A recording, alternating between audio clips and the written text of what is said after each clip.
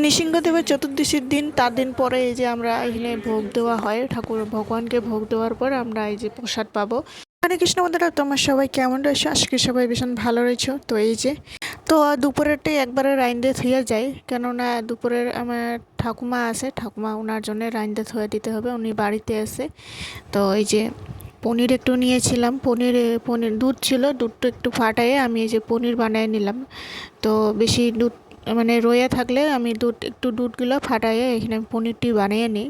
তো সুন্দর হয় পনিরগুলো, খুব সুন্দর হয়। এই যে একটু জল চিপিয়ে একটু আমরা এখানে কাপড়ের দিকে মরায়ে আমরা রেখে দিব, একটু ভারী দিয়ে রেখে দিব, সুন্দর ঠান্ডা হয়ে গেলে পনিরটি সুন্দর হয়ে যায়।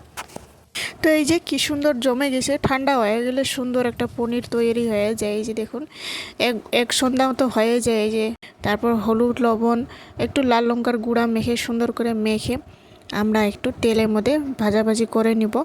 তার আগে আমি তিতা করলা একটু আলু কেটে রেখেছিলাম, তো ভাজাভাজি করে নিব তিতা করলা আলুর ভাজা।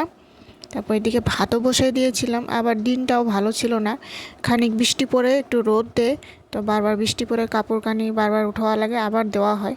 তো কাপড় কানি না শুকাইলেও হয় না, অনেক দিকদার হয়। এই যে তাড়াহুড়া করে এখানে ভাতটিও হয়ে যায়। এই যে ভাতটিও বসা এনে এই যে ভাতটিও দেখতেছিলাম। তো এদিকে পনিরটি ভাজা করে নেই, পনিরটিও ভাজা হয়ে গেছে। তারপর এই যে সবজি করে নিলাম, এই যে আলু পনির দিয়ে সুন্দর একটা সবজি করলাম। তো অল্পখানি করলাম, তো বেশিক্ষণ সবজি থাকে না এখন গরমের দিনে। তো এই যে অল্প করে বানালাম, আমার তো খাওয়া হবে না বাড়িতে।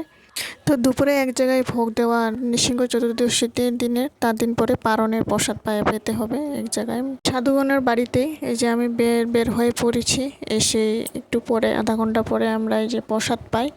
তারপর এই যে সবাই বসে পড়েছে, তো তখন বাজে 2টা মতো।